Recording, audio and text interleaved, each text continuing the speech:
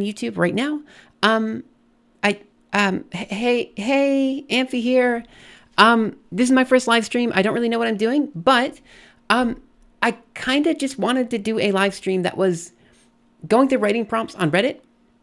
I thought it'd be kind of fun just to, I don't know, take 2 hours out of my day, every day possibly, and just do a writing prompt. You know what I mean? Like write it, figure out which prompt we want to do, write it on stream, and then maybe finish it, read it aloud on stream, and then once all that's done, edit it up into like a 20-minute YouTube video or something like that, and then put it out for people to watch. Maybe also put a YouTube short out. I don't know. I just thought, the way I see it is I kind of want more people to be able to just, I don't know, creatively express themselves. And I thought if I could be one of the people that encourages other people to creatively express themselves in whatever format they want, it could be writing, it could be programming, it could be art, music, whatever. I thought that would be great. I could be one of those people that helps motivate other people to do something that they might not otherwise do. And at the end of the day, I think that's the best anyone can do. You know, like motivate other people to be who they want to be and pursue the dreams that they want to pursue, you know?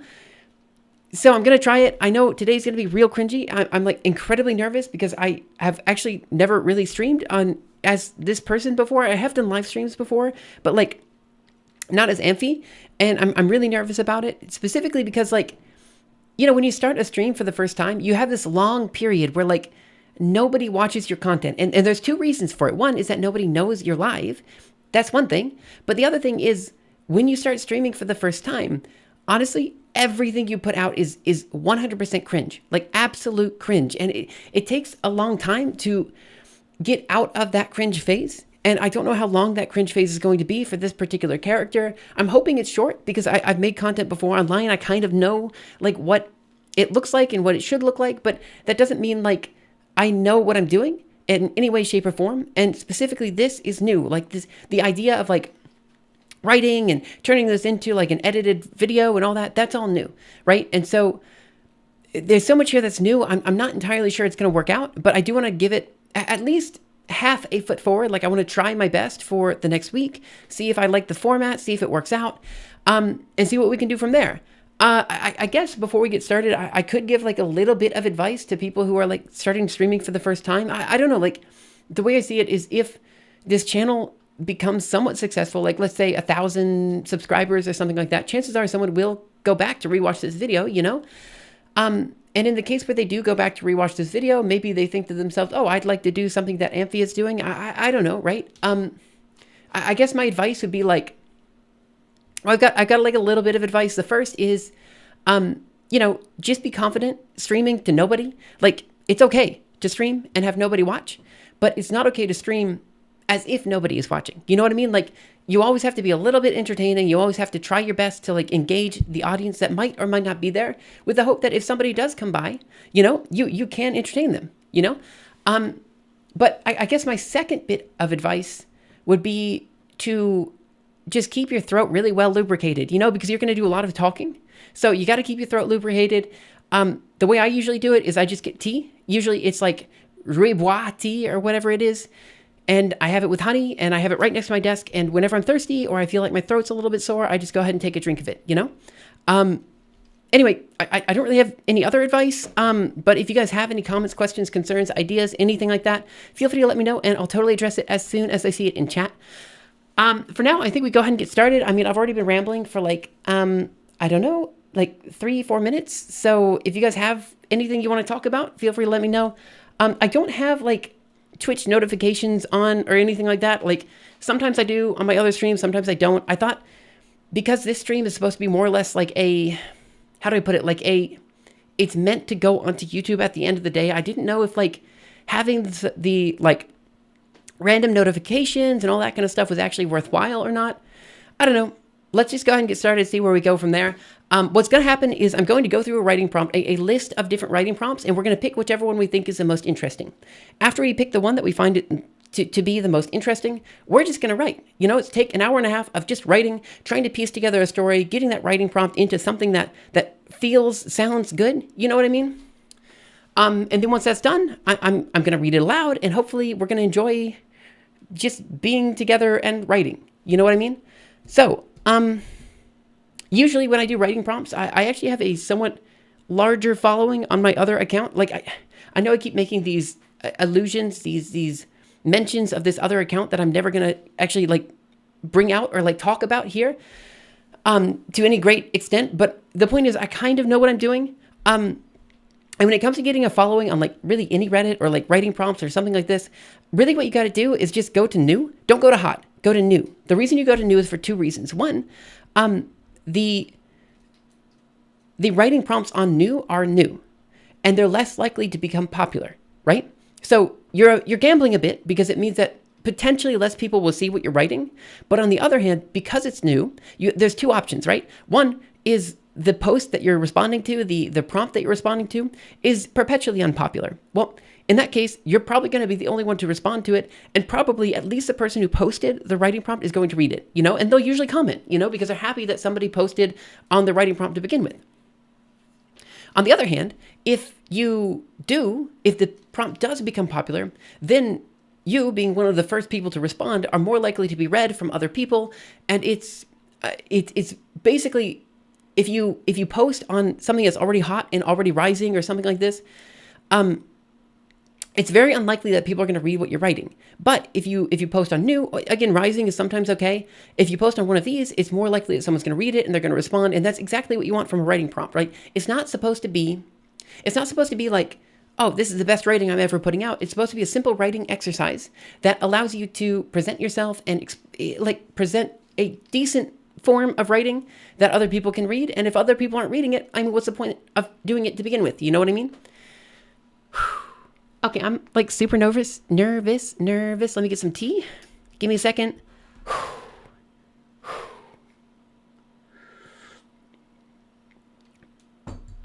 Rubois. Actually, I don't know how to pronounce that word. Maybe after stream, I'll learn how to pronounce it. Anyway, okay, so new. Writing prompt. Sir Render has been captured. Said Sir Superior. We must rescue him. Surveillance and Survivor. Search and rescue. Demolition. Makes an entrance. Server. Hack them. Damemise. Damemise. Damemon. Sir Yell Killer. Sir Prise. You are our main fighting force. Okay, this one. I kind of get what they're doing. Like what they're trying to do here is they're trying to like create a writing prompt entirely off of puns. I get it. But on the other hand, it's not, how do I put this? It's not, I can't even read the prompt. Therefore, it is probably not going to be the best writing prompt for me. So this is going to be a no. Next, love, grief. These are too short. I mean, I think even the person who posted them realized they're too short because they're deleted. So these, again, not worth looking at. Of course, they won't generate perfect looking person in the image. People forgot why they developed so-called uncanny valley. They need to relearn it again before it's too late. Okay, so with this one, there's some interesting stuff here. Like, how do I put this? The concept of an uncanny valley is like a really cool thing to explore when you think about it, right? Like, it's the idea that like we as humans, or really any other animal, can perceive our own kin. We can perceive humans and we can perceive cartoon humans, but there's like something in between cartoon humans and actual humans that look really creepy to us, right? And as we start to explore why it looks creepy, there could actually be something really interesting here to explore. This particular writing prompt is probably not one to respond to immediately, but again, there's something really interesting here that we could explore on our own. Like, we don't have to directly respond to the writing prompt on Reddit. We could just write our own thing, and it's just somehow related to the uncanny valley. It's our own writing prompt that we come up with on our own. It doesn't have to directly be from Reddit. Okay. A human-like alien gets sent to Earth to have normal life due to their muscle disabilities back home. Okay, so this obviously is putting up like a Superman story. You know what I mean? Like, the idea would be that Superman is like incredibly weak in Kryptonian, crypto. But then when they go to Earth, they're like super strong, right? Because at home they're really weak, but here, because we have such a different power structure or whatever, it's actually quite strong here. You know what I mean? That could be interesting. I think one of the most interesting things here would be the like kind of the interplay between incredible strength and incredible weakness, and how like they are the strongest of the weak and the weakest of the strong. There's like a really interesting, beautiful thing to like story to tell there, but it's not speaking to me exactly. Okay, writing prompt. You got promoted to Hell's Administrator. This one's actually quite nice. It's easy to think about. It's easy to reason about. Now we have to think about what it means to be Hell's Administrator. I like this one. This one's easy. There's a lot of exploration we can do. The only thing I don't like so much about this is it's kind of too, like, the definition of what hell is very ill-defined. And so you as an individual, because of so much exploration you have, could very easily hang yourself with that rope. And then also because I think a lot of people don't really like the whole like heaven and hell thing. And so it's one of those things that like you're really kind of forcing yourself into one particular story route. I do like it, but let's keep going to see if there's any others that I like. So Ren never thought a blacksmith like him could feel so attached to a magician like Silas, but here they were at the last night of the festival. Okay, so this one, again, it's too much. I don't know who Silas is. It's kind of too specific. They called him the Dead King. This is how the story ended. I like that one. I don't know why it's downvoted. Why is this one downvoted? That one's really good.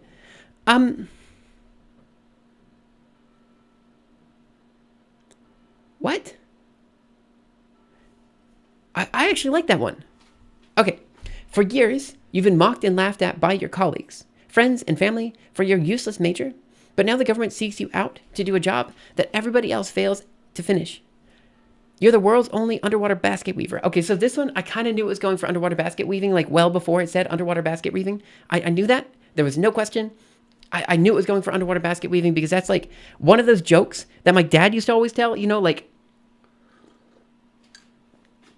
he would say that like his major in college was underwater basket weaving, which was intentionally, you know, like this job that is like completely useless. And that was like the point of going to college is just to get a degree. It's not necessarily to get a major, this type of stuff.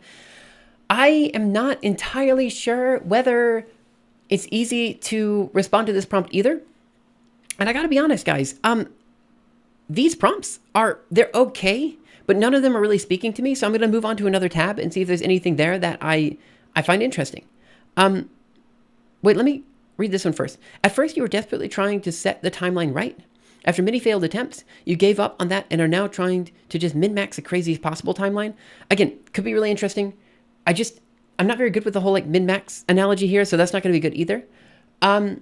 We still have a few more minutes. I wanted to kind of like figure out a writing prompt by like, I don't know, maybe 11 o'clock my time. So in the next few minutes would be great.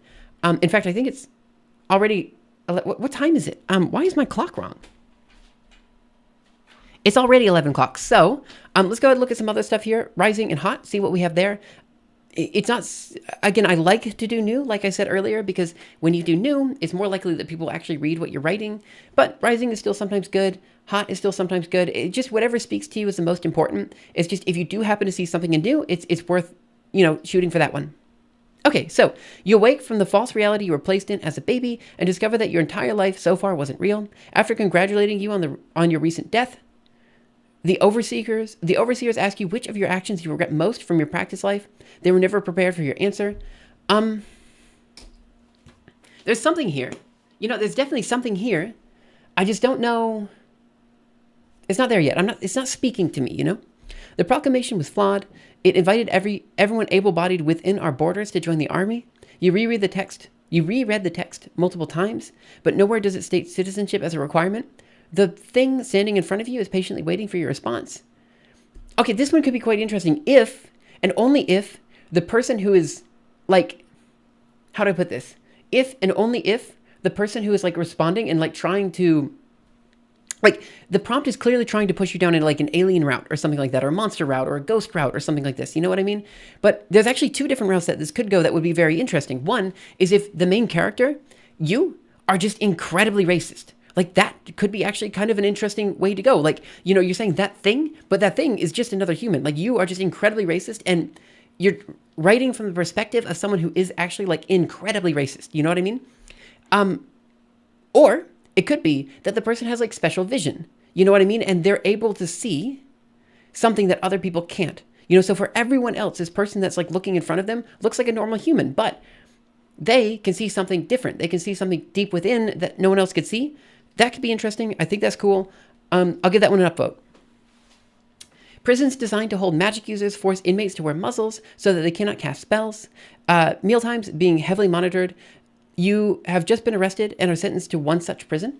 Okay, so this is obviously in a world where magic systems are like, require you to have some sort of spell incantation, like you have to say it out loud. And so the interesting subversion here would be if the person who is doing the magic doesn't actually need to cast a spell in the same way. Their magic system actually works differently. Again, like you could do drawing magic circles, you could do like instant incantations, I don't know, something like this. Or you could have it that like during mealtime, every single meal, he's actually like whispering something like into his, I don't know, like plate or something like this. And this causes him to, this causes the spell to be active after some amount of time. You know what I mean? I don't know. Like there's stuff here. I'm just not, again, it's not speaking to me. I know we've just gone through like 15 minutes of prompts and none of them have been speaking to me. I'm hoping in the future, maybe the future streams, I should have the prompt already like figured out by the time I start stream. I think that's probably the best bet, but let's keep going for today and we'll go through it and we'll see what we should do. Do not see me as a person and do not seek to be my friend. Besides the fact that no one else does, it would be a discredit to us both. See me instead as both the handy tool that I am and use me accordingly. And when that use is done, I hope you'll discard me as is a proper thing, as is proper for things like me. Okay, I had a lot of trouble reading that. That's okay. Sometimes it's really hard to read things for me. I'm not very good at reading aloud. That's one thing I need to work on.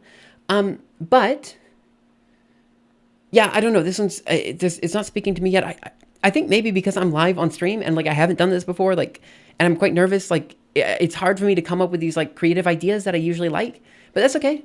We'll get through it. Courting death. Everyone's always telling me I'm courting death. It's rather odd because I put a ring on that relationship years ago. Okay, let's just go ahead and write down a lot of the themes that we're seeing and like try to come up with something that we enjoy writing and see if it fits a prompt. Okay, I'm not really, again, it kind of sucks, but nothing's really speaking to me right now.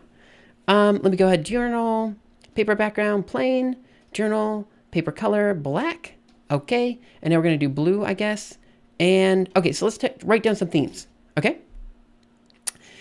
Dylan Jurdick, hey, what's up? I have no idea what you just posted. I'm still struggling to figure out what you just posted, but hey, how are you doing? I hope you're having a wonderful day. Okay, so what are the themes? So obviously magic. The problem is with writing prompts, magic is like kind of always a theme. The one really interesting prompt that we saw that I would actually maybe like to explore, a cat doing Pedro. Oh, I see. Okay, cool.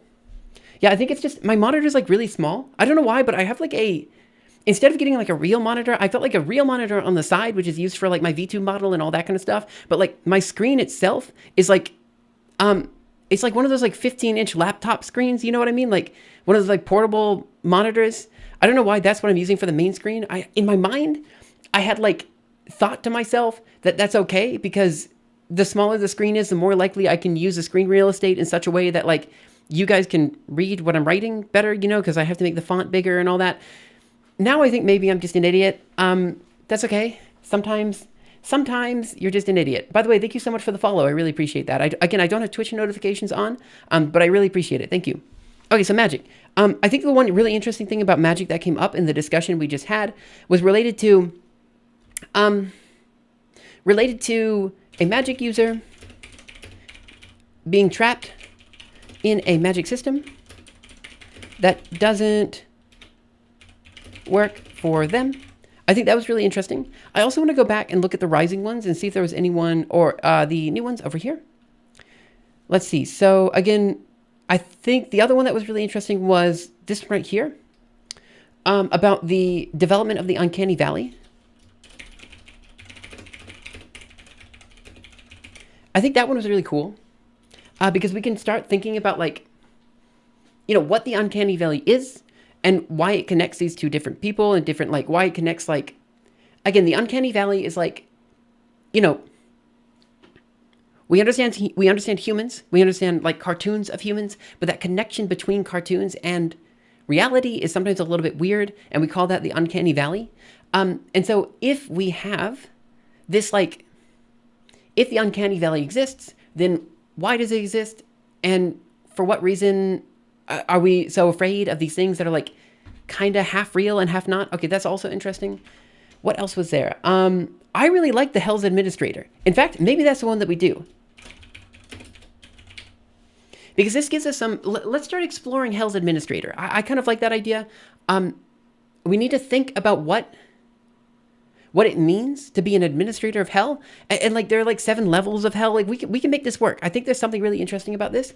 The main thing is that there isn't really a story here, you know, like it could be that the person that they're promoting to Hell's Administrator could be, so why is it interesting? Why is it interesting that we're promoting someone to Hell's Administrator, right? So let's start exploring this story and think about where it can go from here. So why is it interesting that we are promoting this person to Hell's Administrator? Why? Okay, so what reason could it be? Well, like, what's the... We don't need like an interesting subversion, but it's always nice if there is. You know what I mean? It could be that this person is like, you know, there's like the deal with the devil, right? And it could be that this person is a lawyer, you know, and they're so good at being a lawyer that they're able to like, how do I put this? They're so good at being a lawyer that they're always able to make sure that the devil comes on top of the deals that they make. This could be a really interesting plot where we have like a particular person that the devil has been constantly making deals with. And every single time they make a deal with this one person, oh, that's an interesting beat. I like that one. So it could be that the devil is consistently making deals with this one person and consistently failing at these, you know, at these deals. You know what I mean? Like it's almost always that when a devil makes a deal with someone, they win that deal. But it could be that in this particular universe, there's one particular person that always evades that process. And it could be that the person who is just recently propelled up to the devil's administrator is like the brother or like the arch nemesis or something like this of the person in real life. So here's the idea, right? Okay, so journal, new page before. Let's draw this out. So it should be red because, you know, like devil. So we have the underworld, also red. So we have the underworld. And then we have real life. And then we have this kind of like permeable membrane, permeable membrane between the underworld and real life. Okay, so let's go ahead and draw this right here. There are some people that can go in between, and these people are like the devil. Here's my little picture of the devil. There's his pitchfork. But also maybe devil's administrators, you know, so not quite the devil, but like devil-ish, you know? Let's put some angry eyes on the devil. He's got to be frowning because he's the devil. Okay, so it could be that there are other people that could go back and forth, like, and these are called demons, you know? So it's the devil and then also demons. I don't know how to draw demons, so I'm just going to draw them like this. They're just angry, you know, like, there. Okay, so that's our demon. Maybe he has a tail. Okay, so that's our demon, and then we have the devil. And these guys are allowed to go back and forth. And so obviously it is, oh, hey, this is actually really good. So obviously it's good that, wait, how do I put this? Okay, so there's a person in real life. There has to be a person in real life. Okay, so let's go to the person in real life. Here we are. And we'll call this person, I don't know, we'll just draw this person in blue, and he'll be over here. Okay, so here's just a normal person, right? Now, what happened was, this person's lover, the person that they were like, okay, lover, you know, you guys know what lovers are, I think. I mean, it's Twitch, so maybe not, but I'm pretty sure you guys know what lovers are. Like romantic partner or whatever. So their romantic partner died, okay? Their romantic partner died, and they have consistently been making deals with the devil in order to see their romantic partner again. And they've always come out on top of these deals with the devil.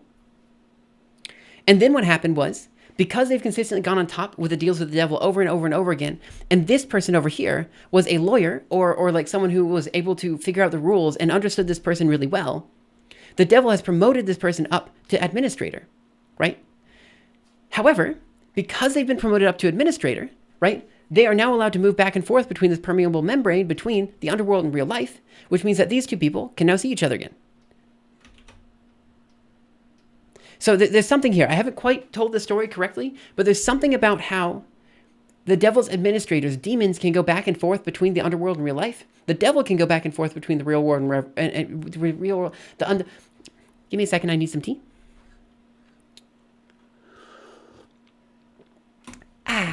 Okay, so something about how the devil can go back and forth between the underworld and real life. Demons can go back and forth between the underworld and real life. And the lawyer devil reminds me of Marvel's Daredevil. Well, okay, so yeah, actually, I don't know so much about the Daredevil, to be honest. I wish I did. I don't know. I haven't really watched it so much. Let me think. I think the themes in Daredevil. Oh yeah, no, Daredevil was a lawyer, right? So I think the theming in Daredevil was actually quite like consistent here as well. Okay, so let's just kind of write down the story. I think this is actually a really good story. I really do. Okay, so first, that's the prompt we're going with. I really like this one. Okay, here's our prompt. So let's think about the story here. In fact, we already know the story. Let's just start writing it down. I'm going to open up a giant terminal, and we're just going to start tick-tack typing away. Let's go. By the way, guys, if you have any comments, questions, concerns, ideas, anything like that, feel free to let me know, and I will totally address it as soon as I see it in chat. Okay. Again, this is kind of my first stream. I did like kind of I did a side stream on Friday, but I didn't save the VOD, and honestly, the writing didn't go very well. What I tried to do is I tried to write this story about, how do I put this? It was about a person, like a superhero who had the ability to control people's mind. And what I wanted to do was tell this story in verse, so that like the way in which this superhero like controls people's minds is by like basically speaking in verse in such a way that it will take someone else and like force them into the same verse. So like the idea was that like they speak in like, let's say tetrameter with trisyllabic feet. And then the other person speaks in like, I don't know, like anapestic pentameter or something like this. And then throughout the piece, the idea would be that like the conversation between the two of them eventually blends itself into tetrameter with trisyllabic feet. You know what I mean? So like eventually the meter becomes consistent, and it is a meter of the superhero. And so the idea was that that's how they do mind control, via some sort of resonance with like one person and the other person. I couldn't quite figure it out. And it was way too complicated to do on stream, because what I've realized is I'm not very good at writing on stream. In fact, I'm not very good at streaming at all. And so I need to do a little bit better about just picking pieces that I can actually write on stream, because this is not only a writing exercise. Like if I was alone, I probably could have written the piece, but because I'm here and I'm trying to like, you know, explain what I'm doing. And also I'm like really nervous because I'm not usually streaming. There's just a lot of stuff going on at the same time. And when you add that all together, it's quite hard for me to like mentally focus on writing. So that's kind of also another thing I want to get out of streaming. Like I want to be able to not just like write on stream, but like to be able to express myself better while I am like trying new things, you know what I mean? Like, and like be more confident in myself, all this kind of stuff. There's a lot of reasons why I'm streaming. I'm so sorry that like, I know it's going to be cringy. Like I said, my number one piece of advice for like people who are like starting streaming is just to get through the cringe phase. And like, we're in peak cringe phase right now, like 100% in peak cringe phase right now. It's okay. It's okay. We'll get through it. Let me get a little bit more tea.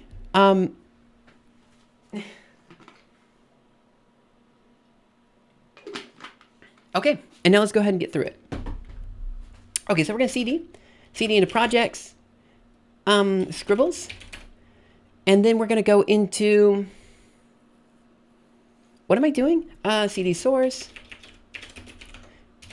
LS, CD 2025, March, I think we're still in March, and VI 30.md. Okay, so let's go ahead and just get the prompt out and go from there. I don't know what the name of the story is going to be, but I do know that the prompt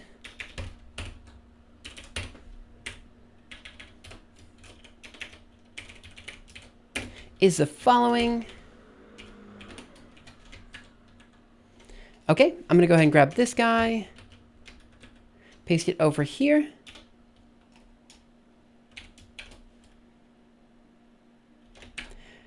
I may have forgotten how to do hyperlinks. In Markdown, I think this is right. I think I did it backwards. No, I definitely did it backwards. It's supposed to be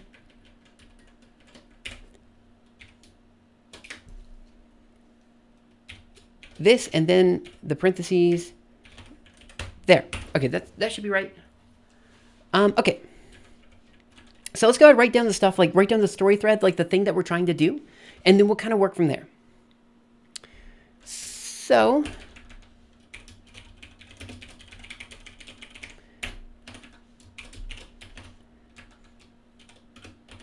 okay, so at the end of the day, I kind of want this to be a love story, right? Something like a love story, okay? So it's a love story. The idea is that one, someone dies. Two, their partner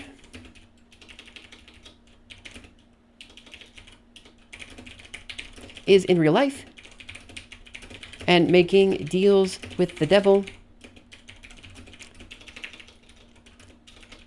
See their lover again. The devil loses each bet. And then the devil promotes the lover to admin role to help win over the win some of the deals. And then 5 admins, demons, are allowed to leave the underworld freely. So admins, demons are allowed to leave the underworld freely. And so the lovers see each other again. So that's the story. I don't know whose perspective is actually best here. We could deal with the perspective from, like, we could do the perspective of the lover, right? The person trying to get their lover back, or the perspective of the devil. 1 second, I have to cough.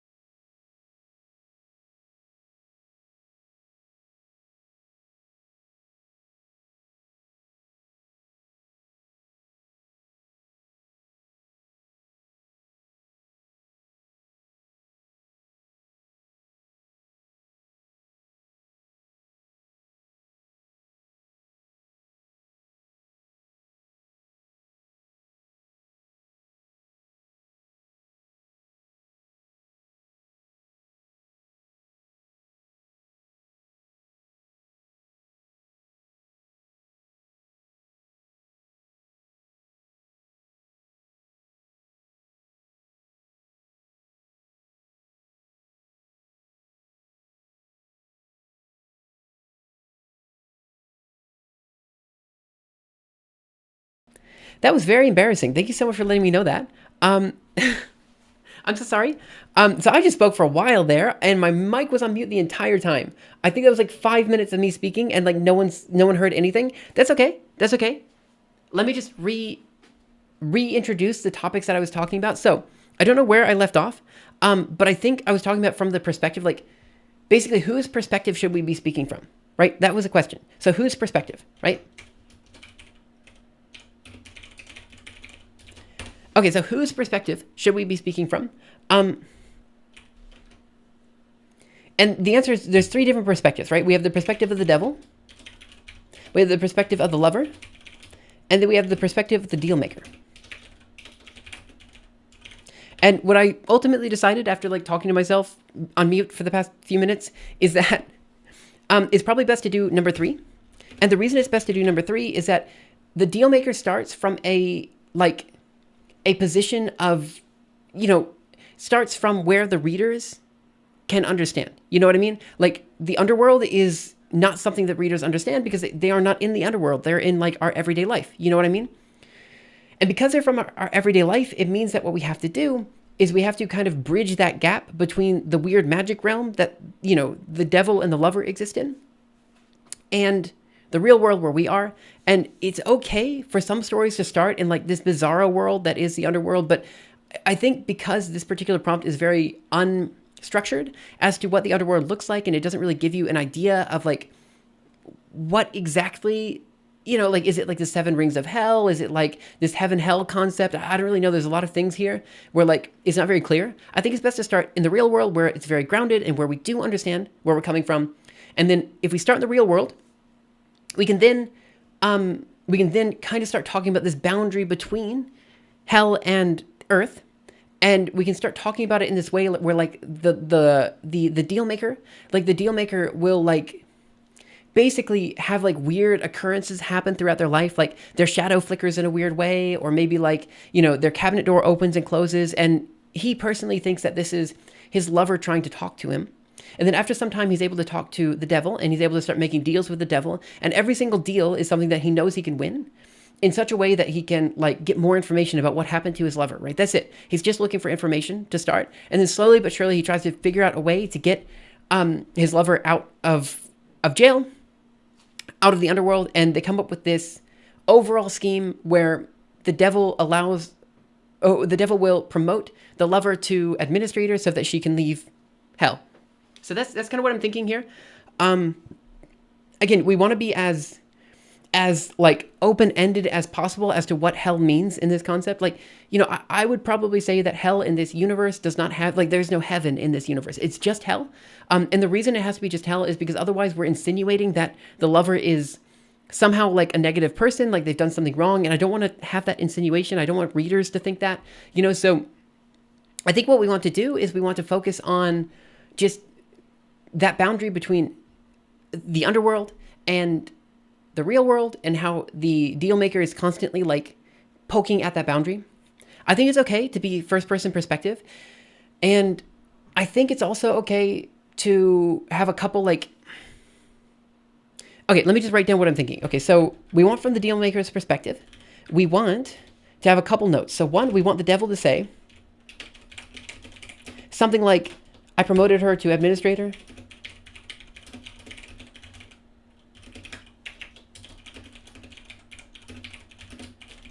Something like this, like, I promoted her to admin, she can leave now, have fun, something. I haven't quite figured that out. I also want there to be like a big reuniting moment, so reuniting, right? So it has to be something like where throughout the piece, I'm constantly alluding to like things that she has, like, I don't know, like her scarf or like something in her eyes or something like this. And like at the end, what I want to do is I want like for all of these pieces to come together and to see a person that maybe doesn't necessarily look like his lover. Like it doesn't necessarily look like the person he was looking for, but he knows just based on this person's mannerisms and how they're acting that it is actually his lover. Also, I don't want to buy viewers. In fact, like I'm totally fine with the viewers that I have. I really do appreciate the offer. I will just go ahead and delete this message. Thanks for coming by though. Okay, so that's what I want here. There's a bunch of different places to start here. This is kind of the problem with these like writing prompts is they're very open-ended. It's very hard to tell where to go. But I really do like the process of like kind of piecing things together and figuring out like why like this story is good and that story is not. So just to recap, this is the entire story, okay? The writing prompt is, you got promoted to Hell's administrator, right? Which indicates that it should actually be from the perspective of, from the perspective of the person in Hell, which is different than the perspective I wanted to write. Is there a way to work around this? Maybe the person becomes the admin, and so they're allowed to go in and out? Like, they make a deal with the devil to become a demon? Maybe that's it. Maybe that's what it is. Maybe they make a deal with the devil to become a demon, okay? And that allows them to see their lover again. But I like the perspective of... No, it must be the other way around. It must be the perspective of the lover who becomes the administrator, which helps her life out and allows her to go back and forth between the permeable membrane that is between Hell and Earth. Okay. Okay. So here it is. Let's just draw it one more time. There is a place known as the Underworld. And then there is the real world, which we'll just call Earth. Or we'll just say, yeah, Earth. There is between Earth and the Underworld a membrane.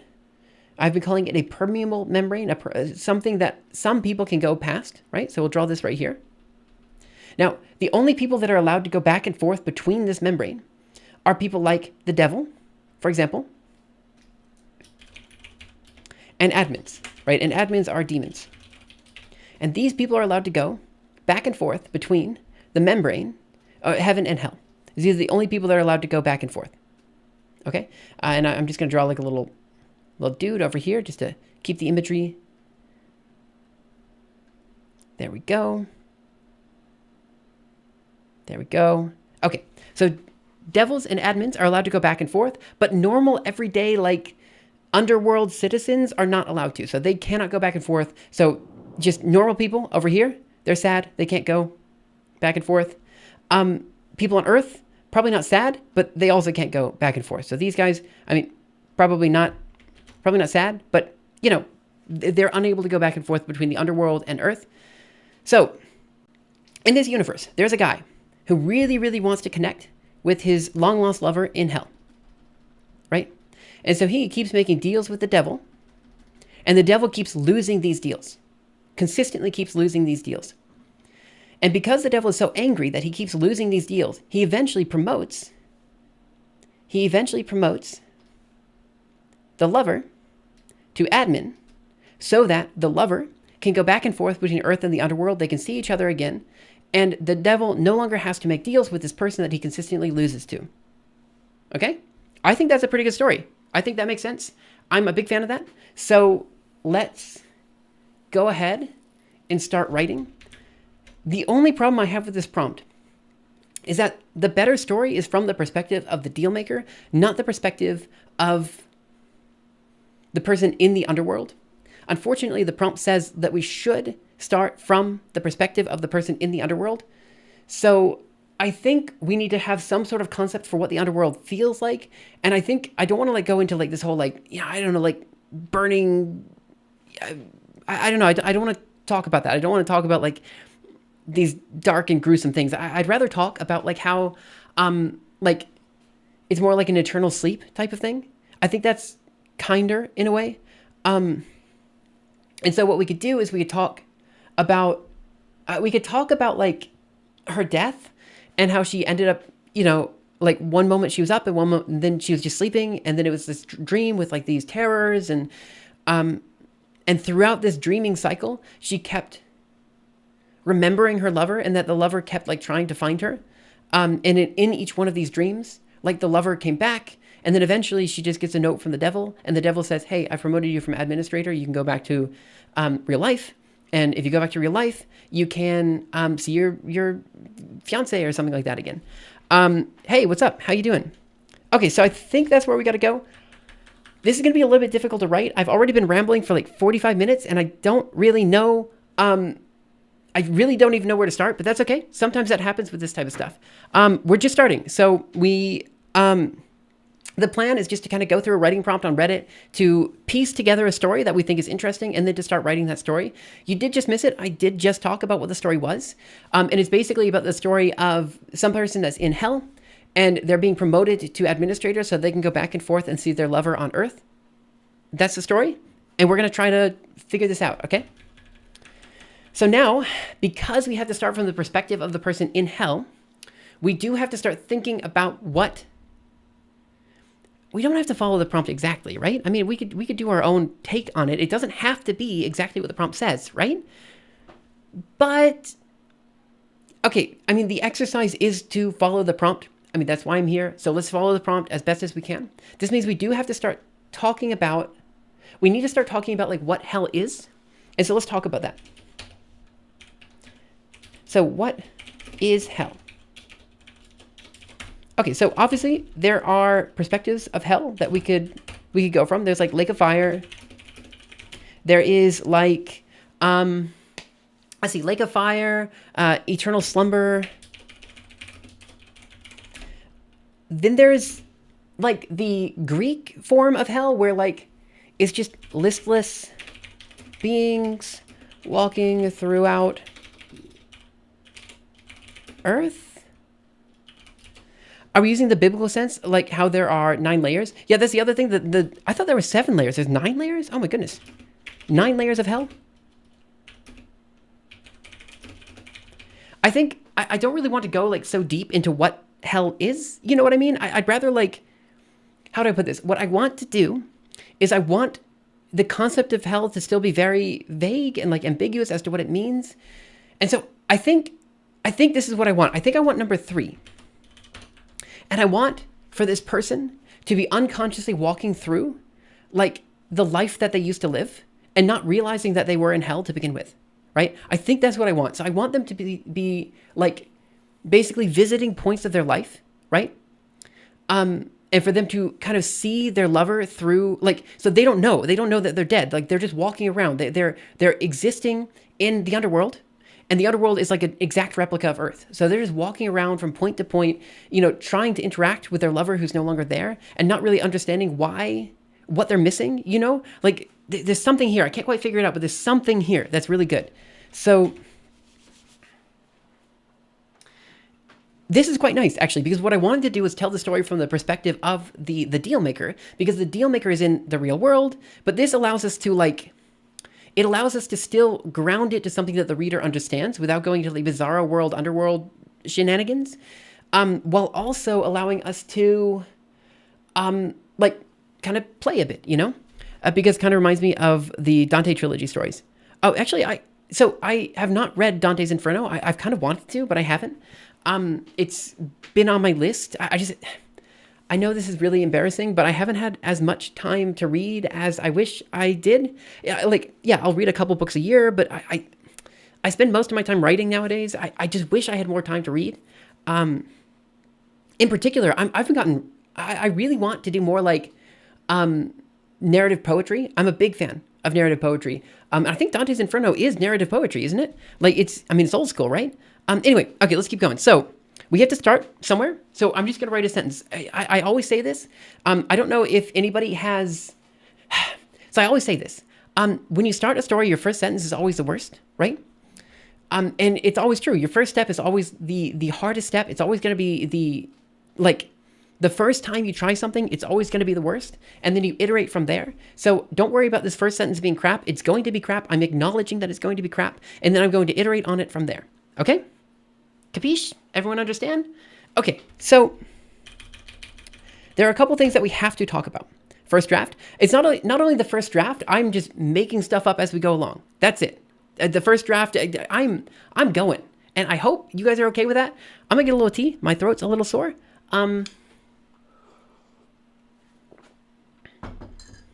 Rhubarb tea. Okay. Okay, so what are things that we absolutely have to explain? So 1, we have to explain the membrane.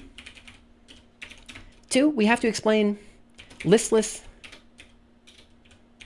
walking through a copy of Earth. And then 3, we have to describe what the devil is.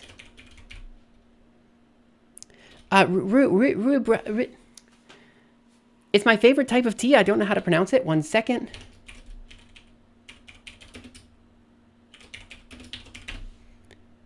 This? Ruibos? Ruibois? Ruibos. Ruibos. Ruibos tea. Learn something new today. Okay, so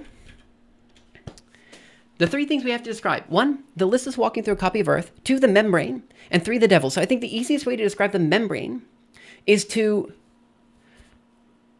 I think, describe this from the perspective of the person walking through the Earth, to have their lover consistently try to break through that membrane, and to have their lover consistently try to break through the membrane, and for them to feel that somehow, right?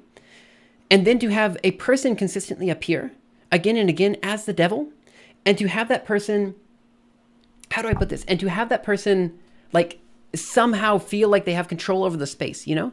I like green tea with mint. Oh man, I'm a big fan of any mint tea too. It's just, when it comes to streaming and stuff, I find that mint tea somehow like dries out my throat more. And really, I mean, like, you know, the point of tea when you're streaming is to like kind of lubricate the throat, you know, like, so I probably shouldn't have said that, but that's okay. So it's, I like mint, but not right now. Okay.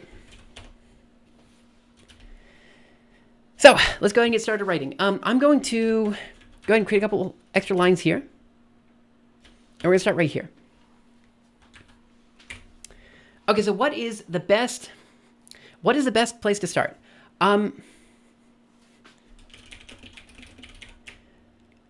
It's probably like,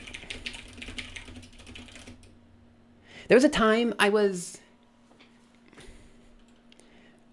there are memories.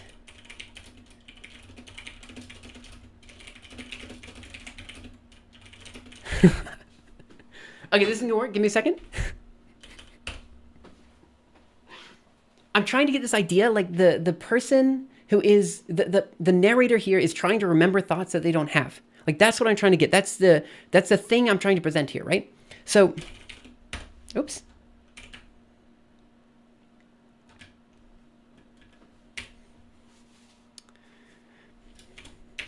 Maybe sleepwalking at night. Like that's sleepwalking at night. No, daydreaming at night, I think is what I want. I think that's what I'm looking for, because sleepwalking at night makes sense because you're asleep. But if you specifically say the phrase daydreaming at night, then it gives the impression that you're awake when you're not supposed to be awake. And I think that's exactly the feeling I'm trying to get here. Like you're kind of aimlessly walking around without any very clear reason as to why you're walking, you know? So that's, I think, the essence that I'm trying to like get here. And so let's try to figure this out. So,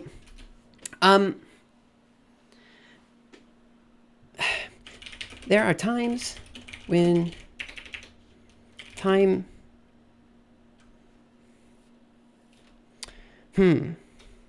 interesting sentence. You have day and night together. Yeah, I think you're trying to, there's something I'm trying to do here and I can't quite figure it out. But again, that's, like I always feel like when you start telling a story, right, there's something beautiful about the story that you're trying to present. And it's you as the author, it's your job to be able to present that story in the way that is the most interesting and shows that beauty off to the most people. Like that's what you're trying to do, right? And so I know I spent like a long time here, like almost a full hour now, like just trying to figure out the right prompt and trying to tell the story to tell. But I think we have a good story now. It's just a matter of like figuring out how to present that and to like show that beauty off to the most people as possible. And so that's what we're trying to do next. Of course, if you guys have suggestions, I'm more than willing to hear. I think like that's kind of the beauty of doing this live on stream, and that like there's going to be people here who are probably better at writing than I am. And it's hopefully people can like help me out with the writing, What is the genre? The genre here is probably, I mean, it's not fantasy, I would say, because it's not fantasy because I'm not going to really go into like magic systems or anything like that. It's literally just a writing prompt, right? And so if it's just a writing prompt, we want this to be short. And so just something like vaguely fiction-y, I think is what I'm looking for. Oh my goodness, my throat is, give me a second, my throat's.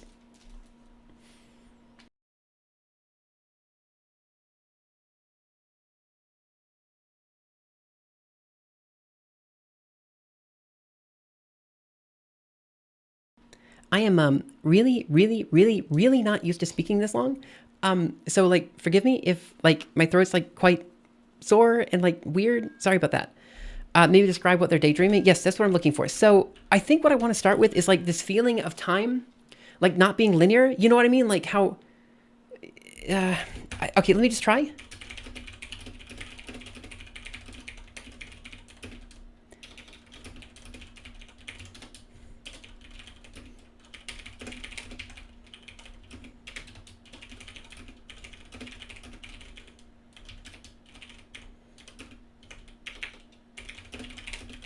Okay, so the flow of time is often described as linear. Seconds turn to minutes, minutes turn to hours, hours turn to days. But there are certain moments.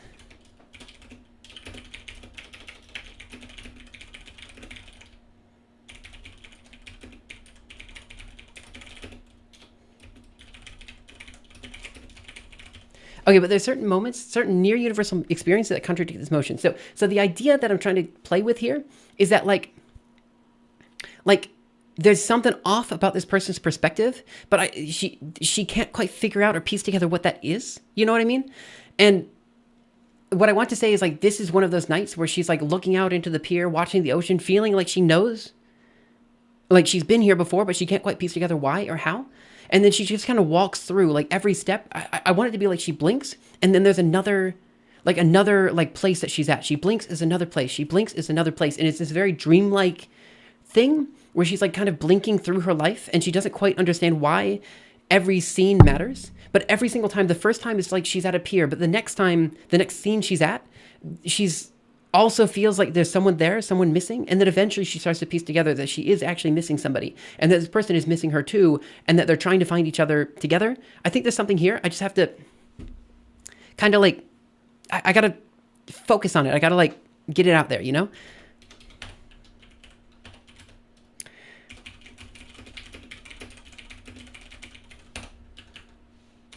Okay, so the flow of time is often described as linear. Seconds turn to minutes, minutes turn to hours, hours turn to days, but there are certain near universal experiences that contradict this notion. So what are these times? Like maybe like just you're studying for a test and like the clock like seems to take forever to turn to the next second. You know what I mean? Like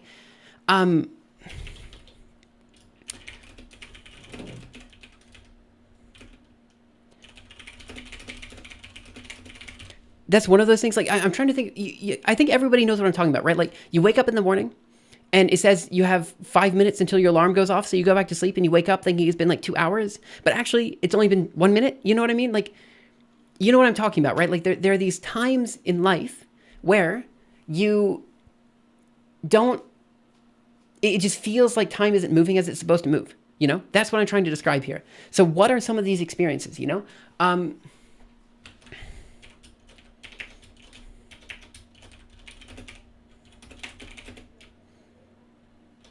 An alarm, like the series of alarms that go off in the morning. Maybe this isn't the best place to start. Maybe I should more like, maybe I should just describe the movement at night. You know, I should just be like, there are times when you can't sleep and you're just kind of like aimlessly walking around trying to like figure out what to do.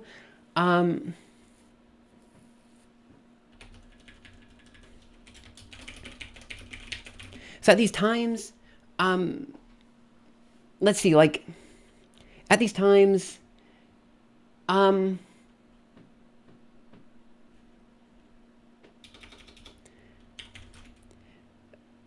like a blink, hours can pass.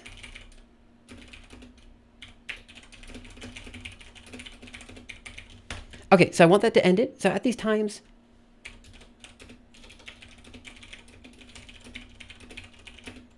an hour could feel like seconds. No. A second could feel like an hour.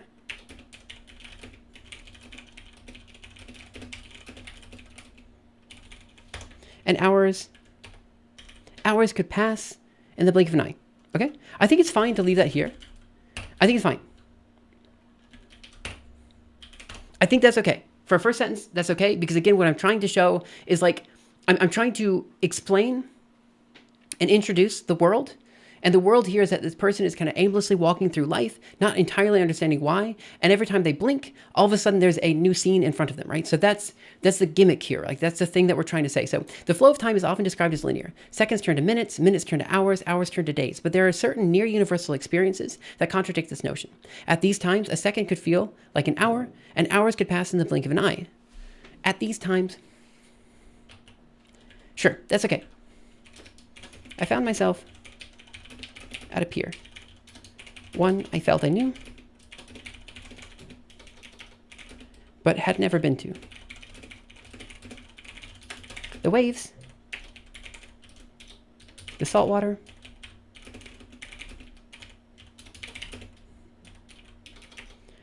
the gentle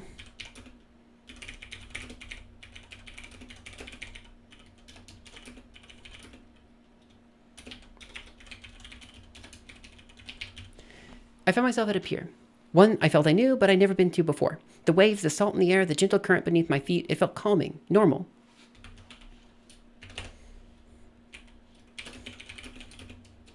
She has to feel at peace, right? Like she has to feel like there's something here about this particular moment that makes her feel like the rest of the world, as chaotic as it is, the rest of the world is okay because of this moment, right? I felt as if the chaos, I felt as if the world, I felt as if like this bubbling cauldron that I call myself. No, that doesn't make sense, right? It has to be. I think the fact that they're saying that they feel normal in this moment indicates that the rest of their life is abnormal, right? And I think maybe this is already enough. You know, I found myself at a pier. One I felt I knew, but had never been to before. The waves, the salt in the air, the gentle current beneath my feet, it felt calming, normal. As if the rest of my life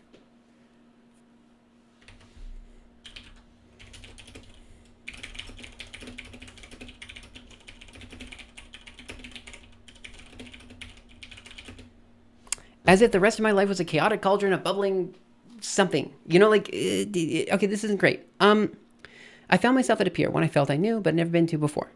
The waves, the salt in the air, the gentle current beneath my feet, it all felt so calming. It felt calming, normal, as if the rest of my life had fallen apart.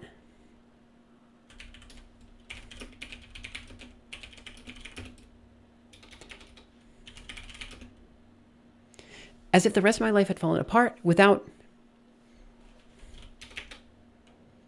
my knowledge.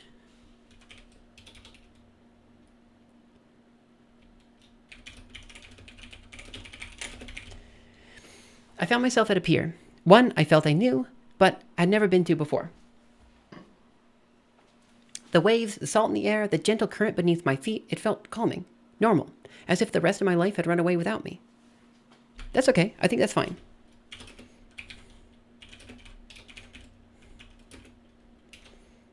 I laid back, watching clouds.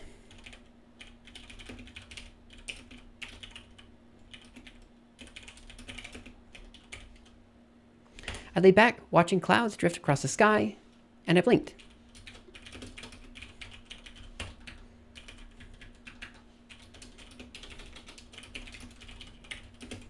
It was night, the moon.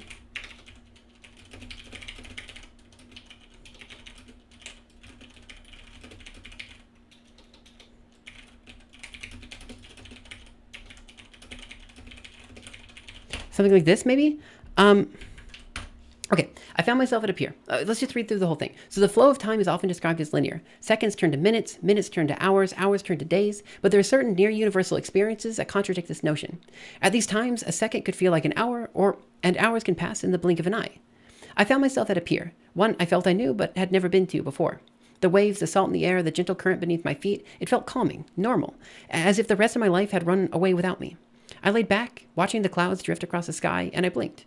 It was night. The moon and stars were out watching me watching me from above as I watch them from below.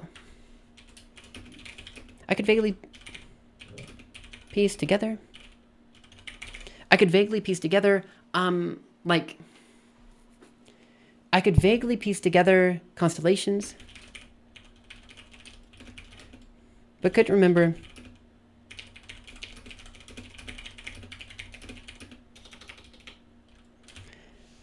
any of their names. I could vaguely find constellations, but I couldn't remember any of their names. Point two.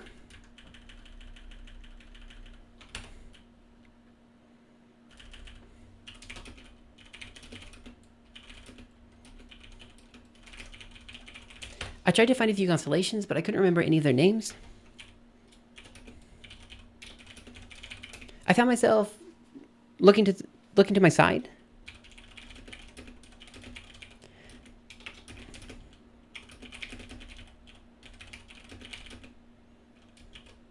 As if looking for I found myself looking to my side. I found myself looking to my side as if for a companion I never had.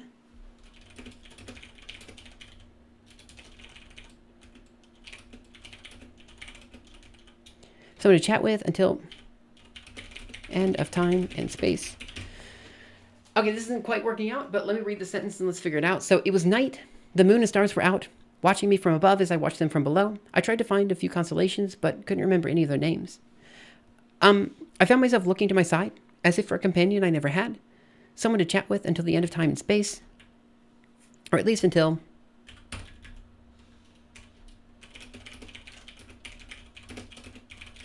I blinked. Okay, so now we introduce a new scene. So we already showed that blinking causes time to move. Now we need another blink to move space, right? And I had to have this time and space comment in there because the idea is that, like, they're interconnected. So not only is time warping, but also their movement through space is warping because, again, they're listlessly walking through the world around them, right? And so as they're, like, kind of walking around, they're not conscious except for in these moments, right? And these moments are supposed to indicate a life that they once lived with their lover, and that's the only time that they remember who they were, right? Otherwise, they're walking around and they remember nothing. Okay, I think this is working out. So...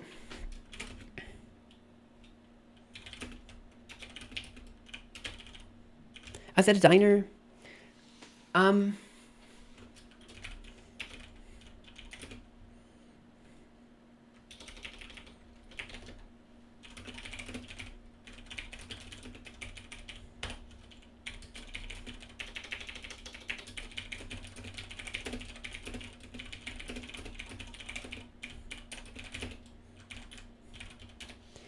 was at a diner with pancakes and syrup. There was another plate in front of me with eggs and bacon.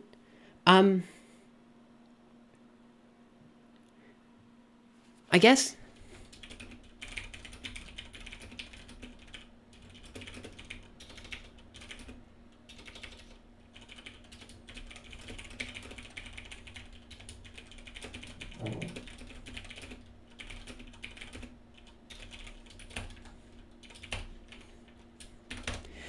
I was at a diner with pancakes and syrup.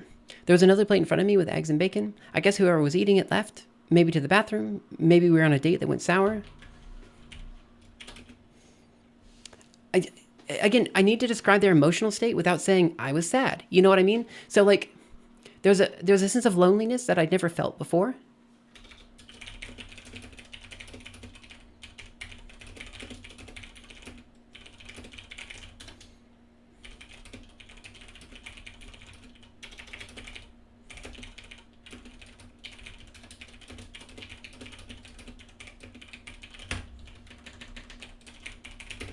Okay, I was at a diner with pancakes and syrup. There was another plate in front of me with eggs and bacon. I guess whoever was eating it left. Maybe to the bathroom. Maybe we were on a date that went sour. There was a sense of loneliness that I never felt before. This person, whoever they were, was gone, and I somehow knew it was my fault. Okay, we're getting there. This isn't bad. The nice thing about this is it's starting to, like, explain what hell is in this universe, right? And it's kind of like a constant nightmare that is happening to people that exist. I think that's a really nice, like, display of what hell is.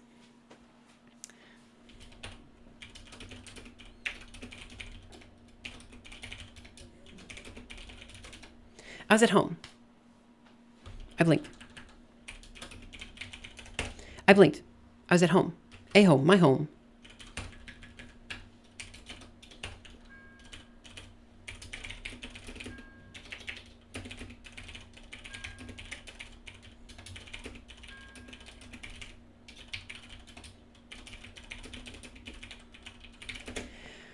I blinked. I was home. A home, my home. There was a snowstorm outside. A wind was howling. The wind was howling. Thunder was crackling. Maybe we shouldn't say thunder. We want this to be somewhat cozy. The fireplace was crackling, casting shadows on the wall. Casting long shadows on the wall.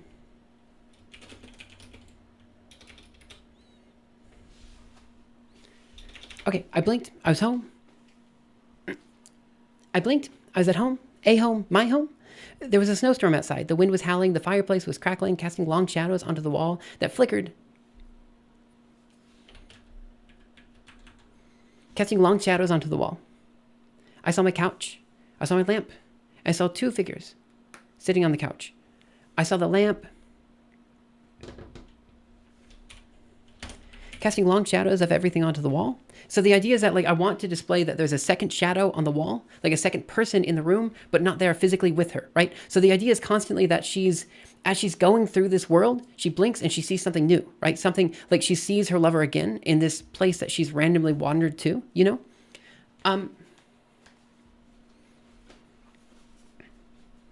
Okay, so the fireplace is cracking. The fireplace was crackling, casting long shadows onto the wall. The wind was howling. The fireplace was crackling, casting long shadows onto the wall.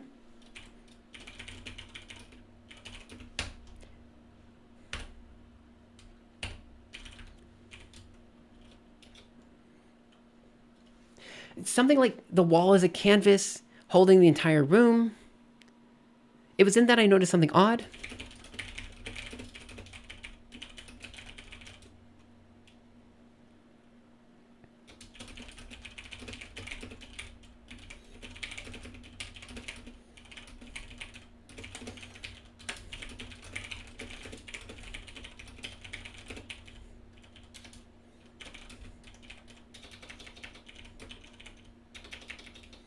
It was then that I noticed something odd.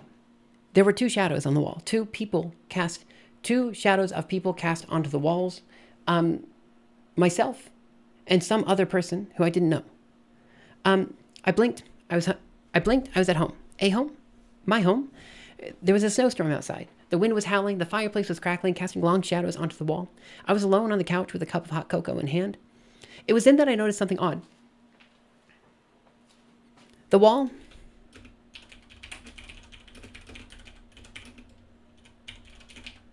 was a canvas.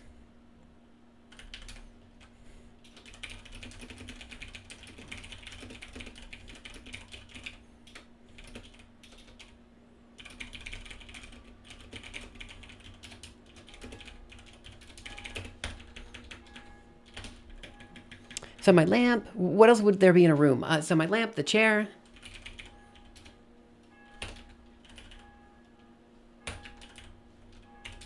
Again, she doesn't know if it's her house or not, so it has to say the, not my. The lamp, the chair. It was then that I noticed something odd. The wall acted as a canvas, showing an exact replica of everything in the room. The lamp, the chair, the couch. It was then that I noticed something odd. On the couch.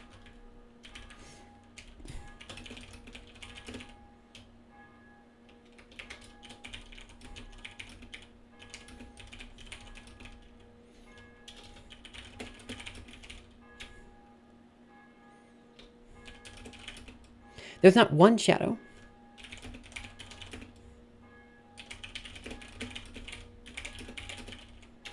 but two.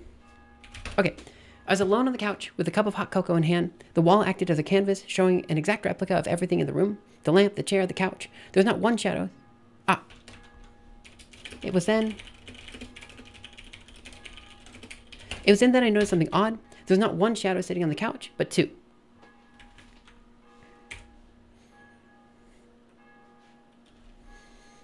In that moment, I should have felt concern.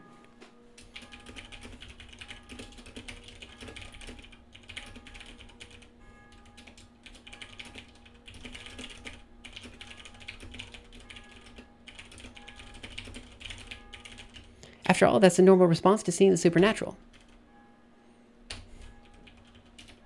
But, like the pier before, I felt this moment. Felt only peace. As if the shadow should be there, and I am the intruder. I think this is turning out pretty well, actually. I quite like this. So in that moment, I should have felt concerned. After all, that is the normal response, the normal reaction to seeing the supernatural. But, like the pier before, I felt only peace, as if the shadow should be there, and I was the intruder. I blinked. There was someone on the couch with me. Okay, so this one, she should feel concerned about this person, right? Because this person is the devil, right? So we've gone from the pier to the pier at night, to the diner, to now the room, and then the room again with the devil. And now the devil is going to make a deal with her to make her an admin so that she can leave, essentially, right? So this is where we have to start describing the membrane and all this kind of stuff that's happening. The problem is, at this point in time, the piece is very, not poetic, but very dreamy. You know what I mean? And when you have a piece that's this dreamy, it's very hard to how do I put it? Like, it's very hard to link it, to ground it back to something that, like, we can understand better, you know? So let's go ahead and figure that out. Okay. So, in that moment, I should have felt concern. After all, that is the normal reaction to seeing the supernatural. But, like the pier before, I felt only peace, as if the shadow should be there, and I was the intruder. I blinked. There was someone on the couch next to me. Not the shadow.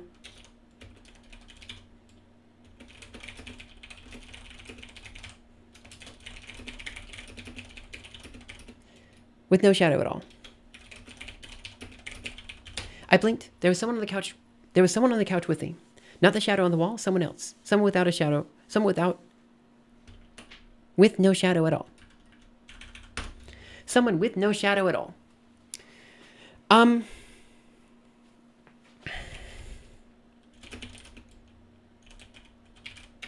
Okay, how should the devil look like? I kind of want to do more like a Grim Reaper type of thing, like he's wearing all black with a hood over his head. Something, again, it's a writing prompt. It doesn't have to be like super well. It doesn't have to be like super well, like sussed out. You know what I mean? Like, it's okay if it's more or less like a like just vague notion of death. You know, so.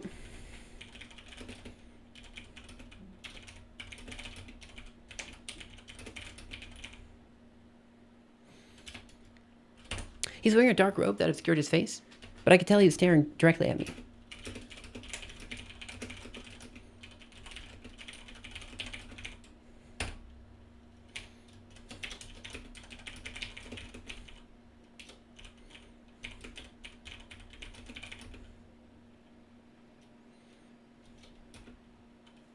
Okay, so this is where I'm having a little bit of trouble, right? So he's wearing a dark robe that obscured his face, but I could tell he was looking directly at me.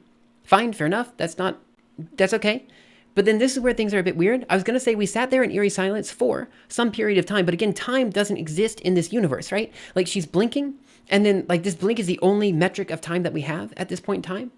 So I need to say instead that it was eerie. I couldn't quite place what was wrong about the situation. I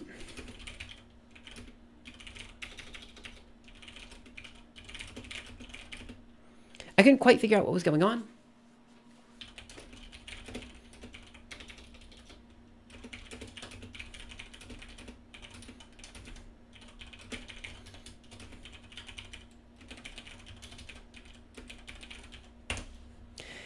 He was wearing a dark robe that obscured his face, but I couldn't tell. But I could tell he was looking directly at me. I couldn't quite figure out what was going on, but I blinked and he was still there. I blinked again and again. Every time he was still there.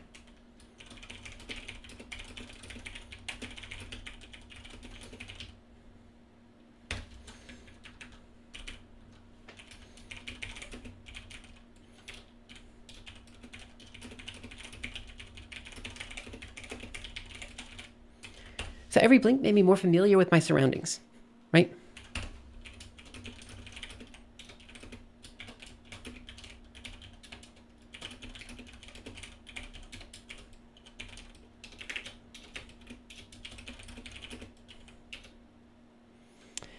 Every blink made me more familiar with my surroundings. I was not on a couch, it was my couch.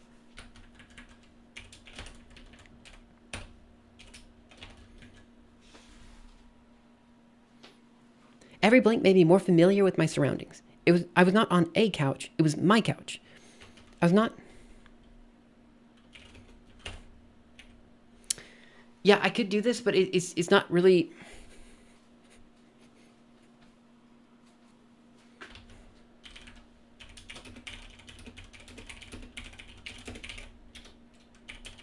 I heard my dog barking outside.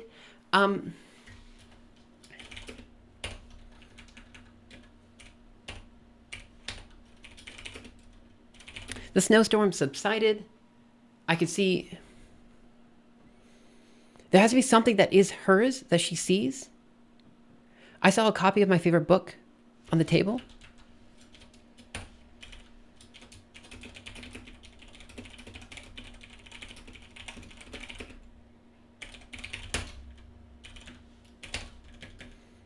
That should be good. I think that's fine. Every blink made me more familiar with my surroundings. I was not on a couch, it was my couch. I saw a copy of my favorite book on the table. I heard my dog barking outside. The shadow.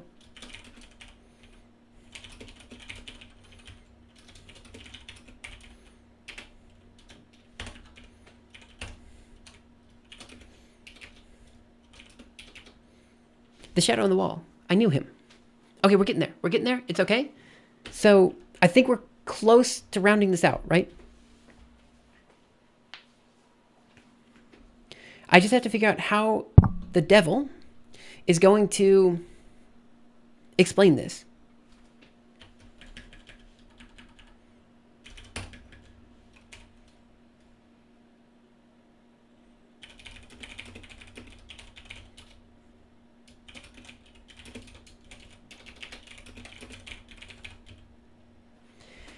Then the man spoke. He said, "You are special."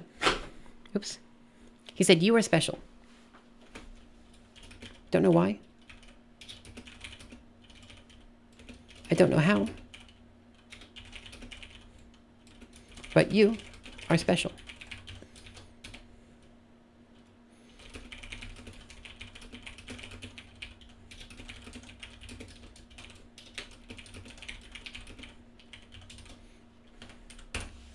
The man then spoke. He said, "You are special. I don't know why. I don't know how, but you are special." He then looked at the wall and said, "He's special too."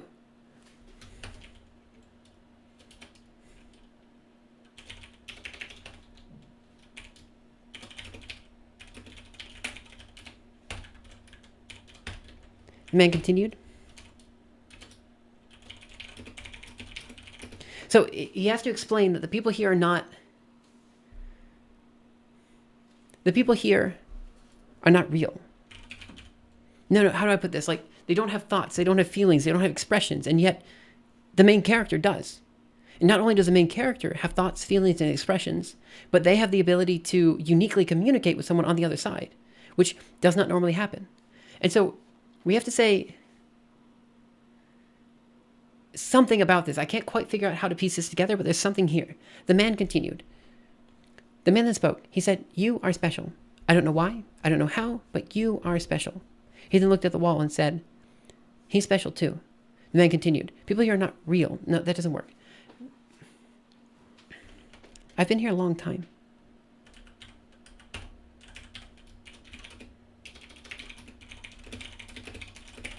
I've been here a long time.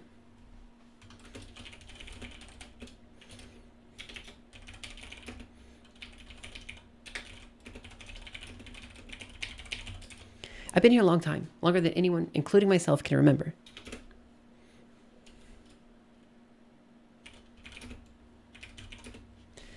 I made plenty of deals.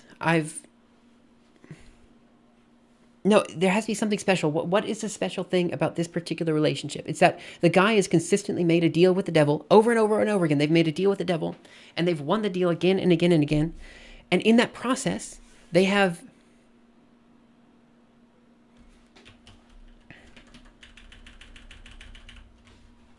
I've been here a long time, longer than anyone, including myself, can remember.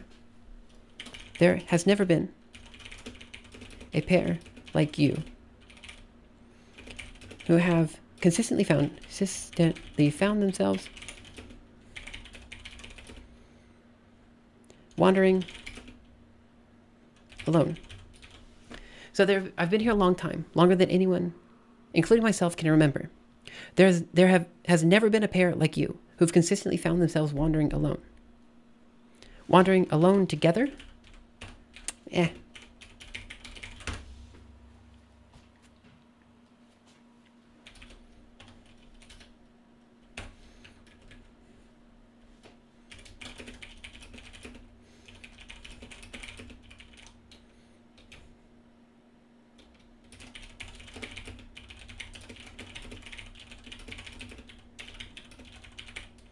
He stood stoking the flames of the fireplace for a few moments.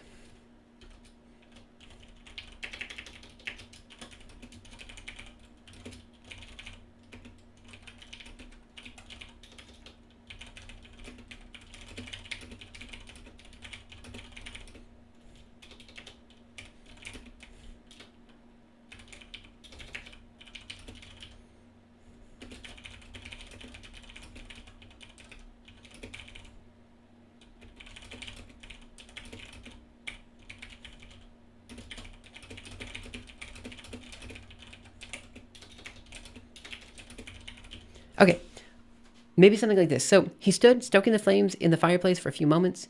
On Earth, people wander aimlessly about their lives until they're snuffed out. Then they wander aimlessly here for the rest of eternity. That's the way it's always been.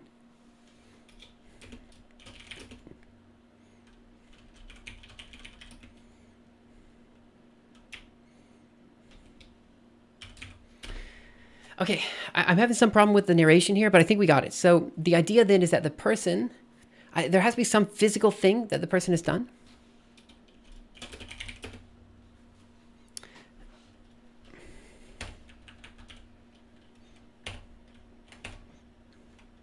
There has to be a bucket of water. So I think the idea is that he throws a bucket of water on the fire, snuffs it out, and in the smoke, they see each other again. I think is what we have to see. We have to do. Okay, so we're getting there. But I have to describe the bucket of water first.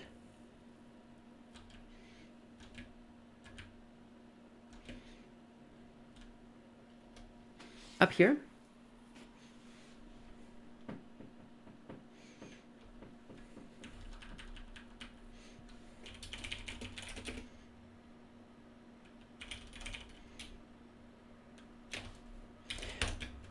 Right, because like when you have a fireplace, you always have like a bucket of water or something to snuff out the fire.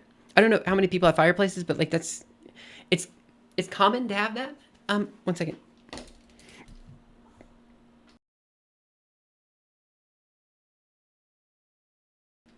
Man, my voice is dead right now. Give me a second. Oh gosh, I am not used to speaking.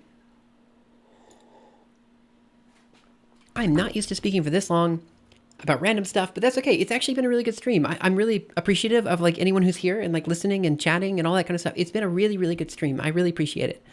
Okay. Fireplace was crackling, casting long shadows on the wall, and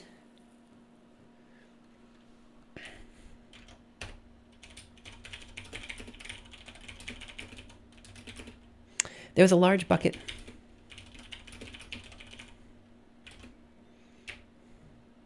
Large, stagnant bucket of water. I could say that she saw herself in the bucket of water, like reflecting nothing back. It's great if the bucket of water is like somehow like, if the bucket of water is somehow like woven into the story in like a reasonable way. You know what I mean? I blinked. I was at home. A home, my home. There was a snowstorm outside. The wind was howling. The fireplace was crackling, casting long shadows on the wall. Beside the fireplace, there was a large, stagnant bucket of water. I think it's okay just to leave that. It's okay. Again, it's a writing prompt. It's fine if it's not perfect. It's okay. So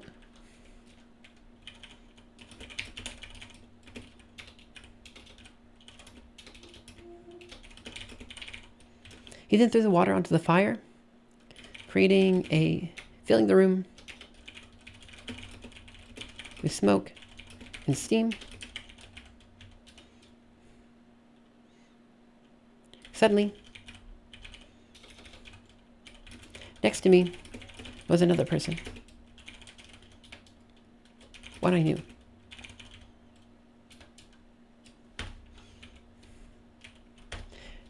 One I knew deeply and thoroughly.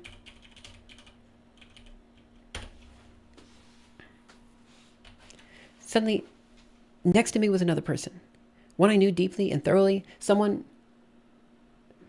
I couldn't believe I'd forgotten.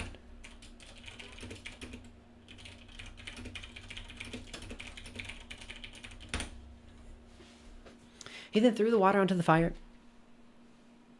1 second. He then threw the water onto the fire, filling the room with smoke and steam. Suddenly, in the darkness, somehow in the darkness,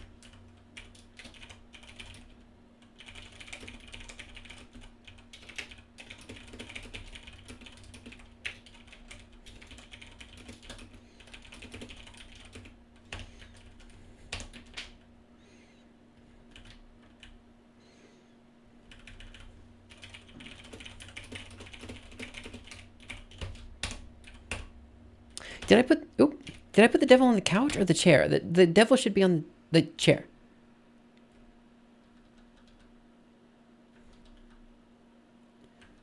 Yeah, someone on the chair.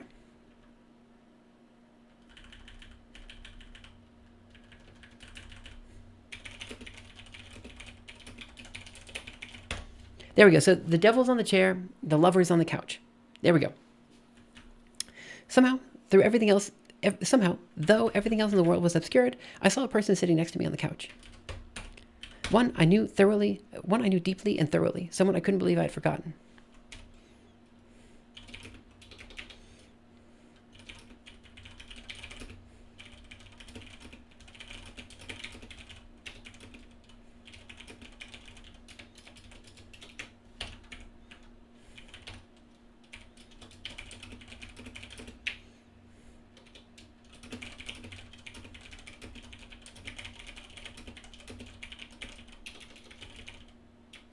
I've made many deals throughout my life.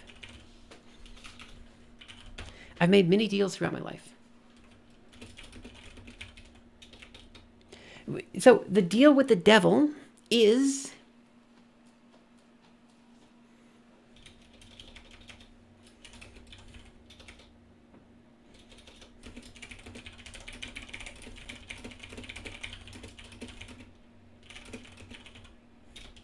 I've made many deals throughout my life. In almost every single one of them, I come out on top. This man has tricked me time and time again. This man has tricked me time and time again. All for one reason. To see you again. I made many deals throughout my life. In almost every single one of them, I come out on top. This man has tricked me time and time again. All for one reason. To see you again. There is a single way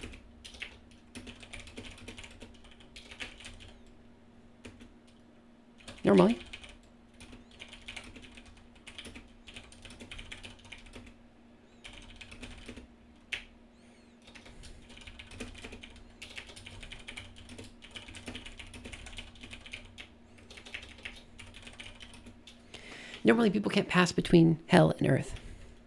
Demons, however,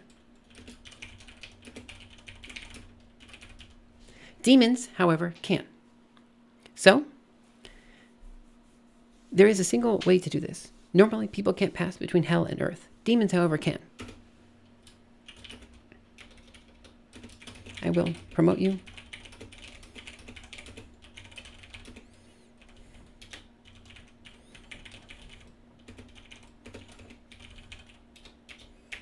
I'll promote you to a demon. Be a demon, and my personal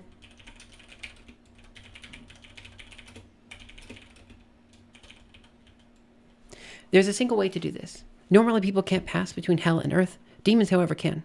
I'll promote you to be a demon and my personal administrator here in hell.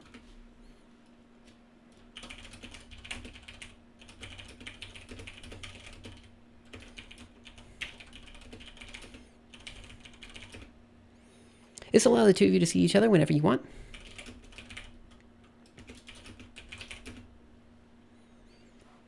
It also means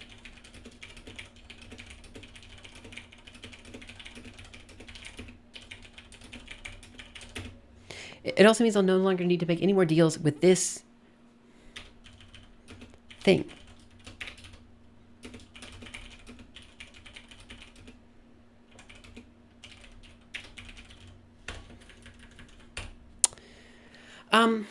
He then pointed at my husband.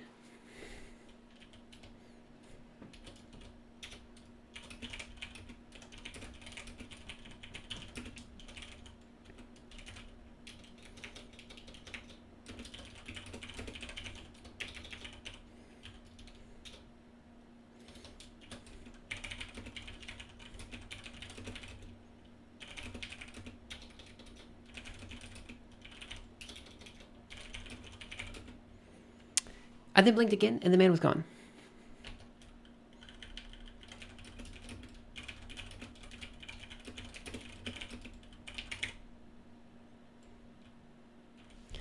A black uniform was on the chair. I don't really know how to end this. Let me just go ahead and read through it and see if it makes sense. I think it's actually not bad. I think we're kind of getting there. So let me read through the whole thing. Okay. The flow of time is often described as linear. Seconds turn to minutes, minutes turn to hours, hours turn to days. But there are certain near-universal experiences that contradict this notion. At these times, a second could feel like an hour, and hours can pass in the blink of an eye. I found myself at a pier. One I felt I knew, but I'd never been to before. The waves, the salt in the air, the gentle current beneath my feet, it felt calming, normal, as if the rest of my life had run away without me. I laid back, watching the clouds drift across the sky, and I blinked. It was night. The moon and the stars were out, watching me from above as I watched them from below. I tried to find a few constellations, but couldn't remember any of their names. I found myself looking to my side, as if for a companion I never had. Someone to chat with until the end of time and space, or at least until I blinked. I was at a diner, with pancakes and syrup. There was another plate in front of me with eggs and bacon. I guess whoever was eating it left. Maybe to the bathroom, maybe we were on a date that went sour. There was a sense of loneliness that I never felt before. This person, whoever they were, was gone, and I somehow knew it was my fault. I think felt, here's probably better, felt. I blinked, I was home. I blinked, I was at a home. My home. I blinked, I was at home. A home. My home? There was a snowstorm outside. The wind was howling, the fireplace was crackling, casting long shadows along the wall. Beside the fireplace, there was a large, stagnant bucket of water. I was alone on the couch with a cup of hot cocoa in hand. The wall acted as a canvas, showing an exact replica of everything in the room. The lamp, the chair, the couch. It was then that I noticed something odd. There was not one shadow sitting on the couch, but two. In that moment, I should have felt concern. After all, that is the normal reaction to seeing the supernatural. But, like the pier before, I felt only peace, as if the shadow should be there and I was the intruder. I blinked. There was someone on the rocking chair across from me. Not the shadow on the wall, someone else. Someone with no shadow at all.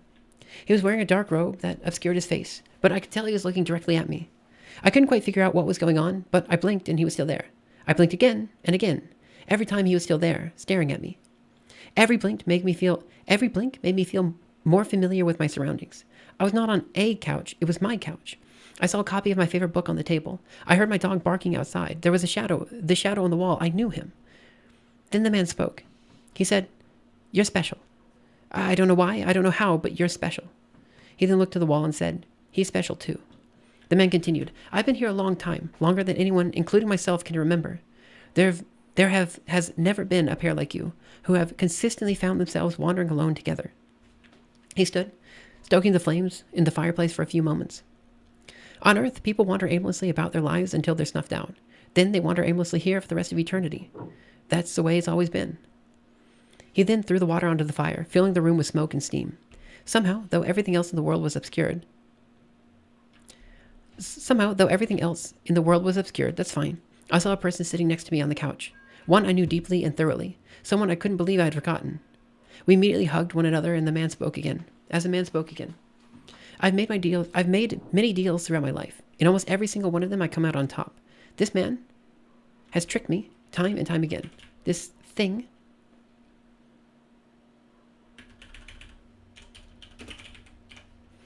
has tricked me time and time again. All for one reason: to see you again.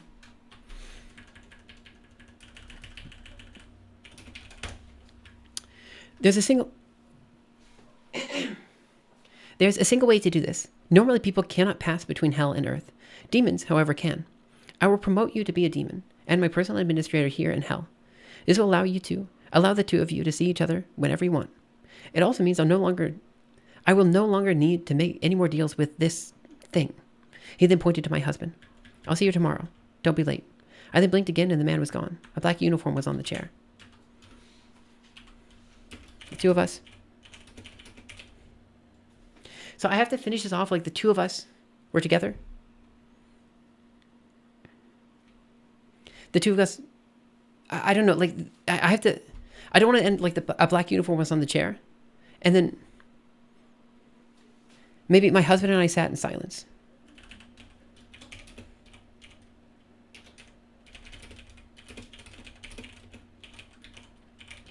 In silence.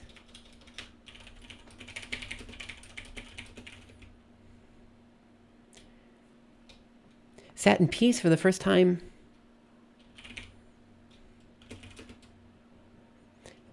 in eternity. Maybe. I mean, I could probably pull that off, you know.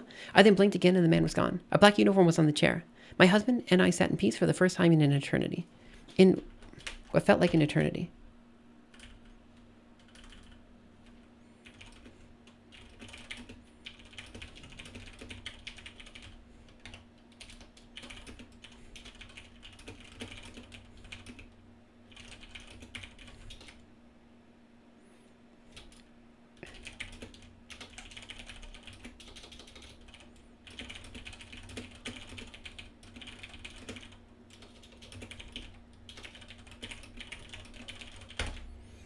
Okay, I have to describe a clock before because I think that final sentence is very poignant, I think. Let me go through. I blinked beside the fireplace.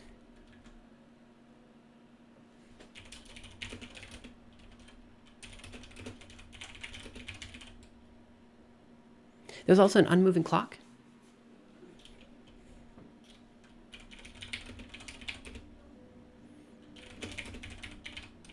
Okay, so I think that's it. So I think that last sentence is actually quite good. It says, most importantly, the clock on the wall finally began to tick again. Okay, I think this is great. I think it's actually a really good prompt. So let me go and just get rid of all the stuff at the start. Again, just for those of you coming in for the first time, we have just gone through a writing prompt on Reddit. The writing prompt was, you got promoted to Hell's administrator. That's it. What we did is we came up with a story related to basically a person in hell and a person on earth who were at some point lovers and needed to find some way to cross the boundary. The only way to cross the boundary is if one of them is a demon, which allows them to go back and forth between hell and earth. So it's the process of someone in hell figuring out that they're in hell and also figuring out that their lover has constantly been trying to see them this whole time, right? And then eventually she gets promoted to Hell's administrator so that she can go back and forth to the world and see her lover again. And the devil also gets something out of this in that he no longer has to make deals with, you know, this person who has like constantly bested him in order to see his wife again. Okay, so I'm gonna go ahead and delete all of the unnecessary stuff in here. A bunch of unnecessary lines here. There we go. And a bunch of unnecessary lines at the start. I don't know. I'm a big fan of this story. I think it turned out really well.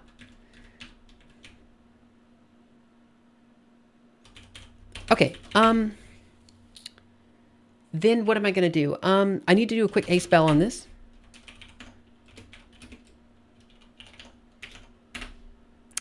Loneliness. Of course, I misspelled loneliness. That's fine. Couldn't. That's fine. Okay, perfect. Actually, not bad spelling. That's not bad. And what do I need to do next? I'm going to read through it one more time. Or, hear me out. I think we can just go ahead. Let me read through it one more time for typos. Well, no, I think it's ready. I think we can just go ahead and read through it. So I have this script, which will basically create a rolling video so that I can read it aloud for you guys and it'll look good. So let me get that set up.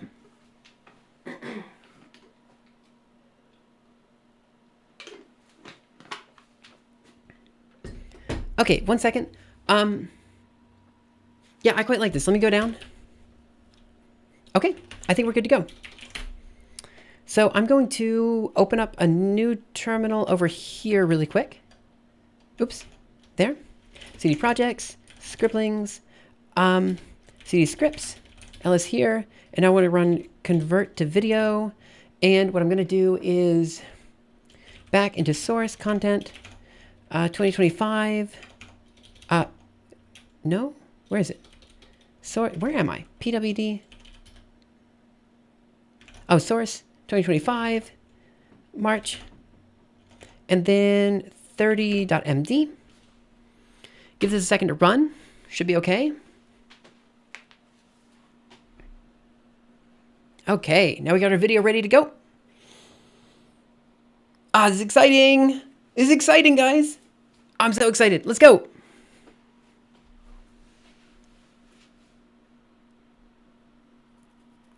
Give me just a second. Okay, this is taking a lot longer than I thought. How's everyone doing? I hope you're all having a wonderful day. In the meantime, I'm going to go ahead and get an extra internet browser open. Get my sound visualizer up.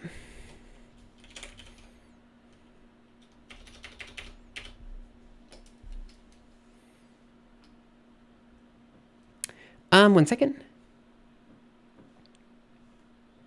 Bookmarks, audio visualizer. Okay. Okay, it looks good to me. And then I think what I want to do is this. Oh, wait, I need to move this over here. There we go. Now you guys should be able to see my sound visualizer. Looks like the script is ready to go. All right, we're getting there. So let me do ls here, mpv final.mp4. Make this the right size. Something like that. Move this up. Okay, looks like you're ready to go. I'm so excited for this, man. It took me a long time to prepare for this, actually, but I'm quite excited for it. So let's go ahead and read through it. So this is a story we wrote today, Hell's Administrator. Let's go ahead and read through it. I might mess up a little bit. This is my first time kind of like, I'm not very good at reading aloud on stream, but as long as we take it slowly, it should be okay. Okay, so Hell's Administrator. 3, 2, 1. Hell's Administrator. The flow of time is often described as linear. Seconds turn into minutes, minutes turn into hours, hours turn into days. But there are certain near universal experiences that contradict this notion. At these times, a second could feel like an hour, and hours can pass in the blink of an eye. I found myself at a pier, one I felt I knew but had never been to before. The waves, the salt in the air, the gentle current beneath my feet, it felt calming, normal, as if the rest of my life had run away without me. I laid back, watching clouds drift across the sky, and I blinked. It was night. The moon and stars were out, watching me from above as I watched them from below. I tried to find a few constellations, but couldn't remember any of their names. I found myself looking onto my side, as if for some companion. I found myself looking to my side, as if for a companion I never had, someone to chat with until the end of time and space, or at least until I blinked. I was at a diner with pancakes and syrup. There was another plate in front of me with eggs and bacon. I guess whoever was eating it left. Maybe to the bathroom. Maybe we were on a date that went sour. There was a sense of loneliness. There was a sense of loneliness that I never felt before. This person, whoever they were, was gone, and I somehow felt it was my fault. I blinked. I was at home. A home. My home? There was a snowstorm outside. The wind was howling. The fireplace was crackling, casting long shadows on the wall. Beside the fireplace, there was a large, stagnant bucket of water. There was also a broken clock on the mantel. There was also a broken clock on the mountain. I'm having trouble with the sentence. Give me a second. There was also a broken clock on the mantel. I was alone on the couch with a cup of hot cocoa in hand. The wall acted as a canvas, showing an exact replica of everything in the room. The lamp, the chair, the couch. It was then that I noticed something odd. There was not one shadow sitting on the couch, but two. In that moment, I should have felt concern. After all, that is the normal reaction to seeing the supernatural. But like the pier before, I only felt peace, as if the shadow should be there and I was the intruder. I blinked. There was someone on the rocking chair across from me. Not the shadow on the wall, someone else. Someone with no shadow at all. He was wearing a dark robe that obscured his face, but I could tell he was looking directly at me. I couldn't quite figure out what was going on, but I blinked and he was still there. I blinked again and again. Every time he was still there, staring at me. Every blink made me more familiar with my surroundings. I was not on a couch, it was my couch. I saw a copy of my favorite book on the table. I heard my dog barking outside. The shadow on the wall, I knew him. The man then spoke. He said, "You are special. I don't know why, I don't know how, but you are special." He then looked to the wall and said, "He's special too." The man continued, "I've been here a long time, longer than anyone, including myself, can remember. There has never been a pair like you, who have consistently found themselves wandering alone together." He stood, stoking the flames in the fireplace for a few moments. On Earth, people wander aimlessly about their lives until they're snuffed out. Then they wander aimlessly here for the rest of eternity. That is the way it has always been. He then threw the water onto the fire, filling the room with smoke and steam. Somehow, though everything else in the world was obscured, I saw a person sitting next to me on the couch. One I knew deeply and thoroughly, someone I couldn't believe I had forgotten. We immediately hugged one another as the man spoke again. I've made many deals throughout my life. In almost every single one of them, I come out on top. This man has tricked me time and time again, all for one reason: to see you again. There's a single way to do this. Normally, people can't pass between hell and earth. The demons, however, can. I will promote you to be a demon and my personal administrator here in hell. This will allow the two of you to see each other whenever you want. It also means I will no longer need to make any more deals with this thing." He then pointed to my husband. "I'll see you tomorrow. Don't be late." I then blinked again, and the man was gone. A black uniform was on the chair. My husband and I sat in peace for the first time in what felt like an eternity. Most importantly, the clock on the wall finally began to tick again. Hey, I don't know. I thought that was pretty good. I mean, honestly, could have been better, but I think it was pretty good. I'm pretty happy with that. For a random prompt for my first stream, and for a random prompt that we selected out of nowhere, I'm pretty happy with that. So what I'm going to do next is I'm going to go ahead and post that on Reddit, just to say I did. And then I'm going to commit this to my website, which is amphimancer.com. I'll go ahead and post a link in just a second, and we're good to go. I don't know. Pretty happy with that one. Okay. So let's go and open up vi30.md. And I'm just going to grab this bad boy. And how do I do this? Maybe I open it with another text editor. Oh, no. Let me open it up with LibreOffice 30.md. Yeah, okay, this will work. I don't care. And let's just grab this bad boy. There we go. And copy that. Bring it over here to Reddit. Here we go. Paste this here. And then I think we're good to go. So I'm going to go ahead and put my website down here at the bottom.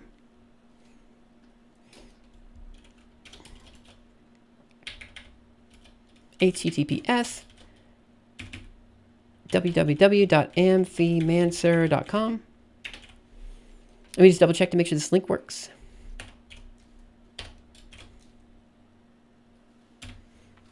It does. Okay, which means we're good to go.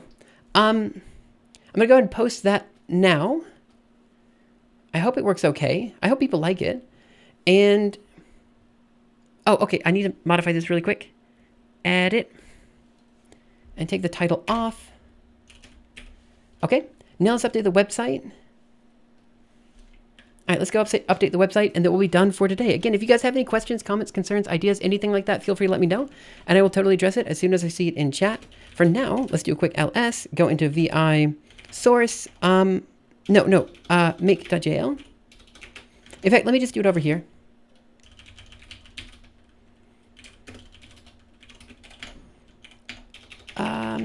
CD scribblings, vi make.jl.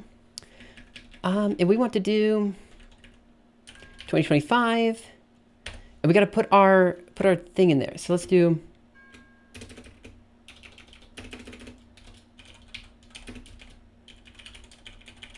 Hell's Administrator.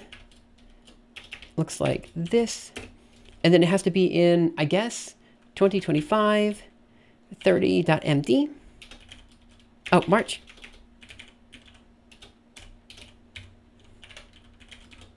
There we go. That should work. And then I got to make sure I put the file in the right directory. I think I have it in the wrong spot. So cd into, what am I doing? Cd into source, ls here. Oh, I want it in content. So vi back, make, should be content 2025 March 30. Content 2025 March 30. So now we're going to cd into content and we're going to move. Source 2025. Where are we? Oh, 2025 here.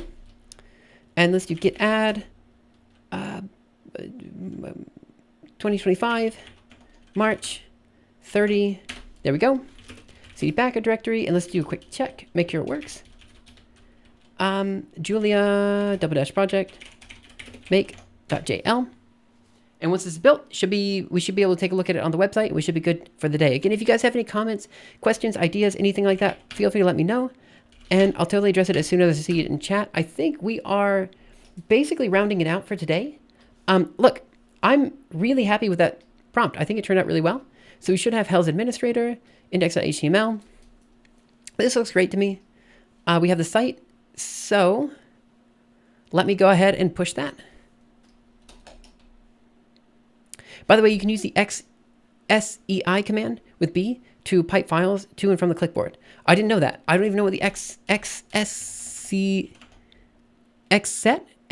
I don't know this one. Oh, xselect. I don't think I have xselect. But I can download it and we can see how that works. Okay, so now I want to do git add make.jl, git status, git, what's all this? I